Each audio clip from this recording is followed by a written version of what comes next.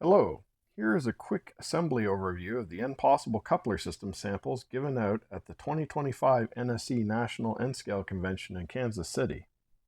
I'm going to show you how to assemble the coupler and then install the coupler into an MTL truck mount using our brand new adapter.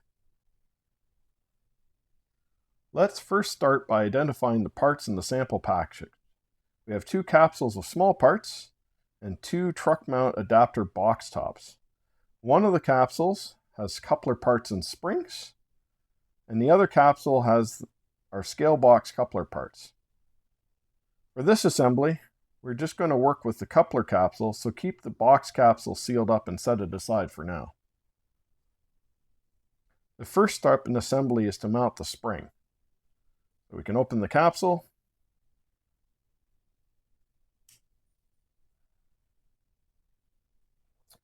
We can start with either a retainer part or a knuckle part, doesn't matter. In another video linked in the description, I demonstrate how to mount the springs using the toothpick method. In this demonstration, I'm going to use a hobby knife to mount the spring. Okay, the first step of the assembly is to mount the spring. So I'm going to use a hobby knife and just pick the spring at one end. Grab a coupler and use the spring. Zooming in here a little bit, so it's a little bit easier to see.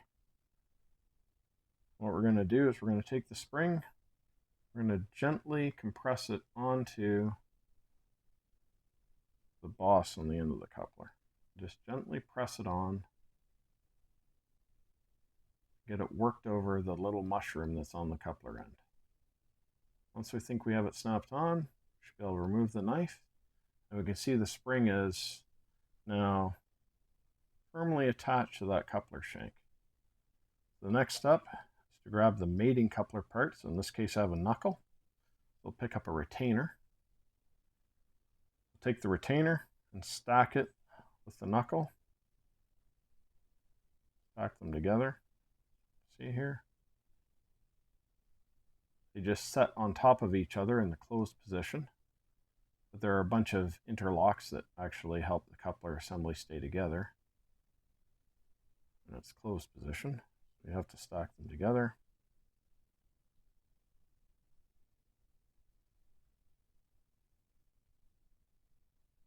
Okay, so we have a coupler assembly now stacked together. See that the head now forms what looks like a perfect coupler. On the back side, though, we now need to take the spring and firmly attach it to its mate. So at this point, now the spring's aligned, but it's not attached to the retainer I've just added to the stack. So you can grab your hobby knife and drag it over. In this case, I'm just going to use my fingernail and gently drag the spring or the mounting boss on the other mating shank. And I've just gently dragged it over so that it's actually firmly attached now to both shanks. Flip it over, make sure it's attached on both sides. Looks like it is. You can just ever so slightly tug on the coupler just to make sure that spring's firmly attached. And we now have a coupler assembly ready for installation.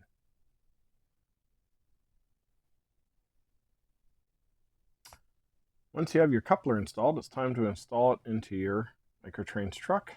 So remove the truck from the car, and you take the top of the truck box and snap it back towards the middle of the truck. Lift it off, remove the old coupler assembly.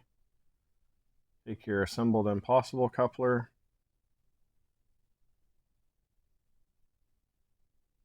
set it on the pivot post, grab your N-Possible replacement box top, set it in position over top the coupler, but don't slide it forward just yet.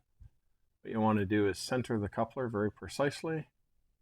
Before you slide it forward, make sure it's perfectly centered, then gently push it forward until it clicks. Now you have make sure the coupler operates back and forth smoothly, returns to center.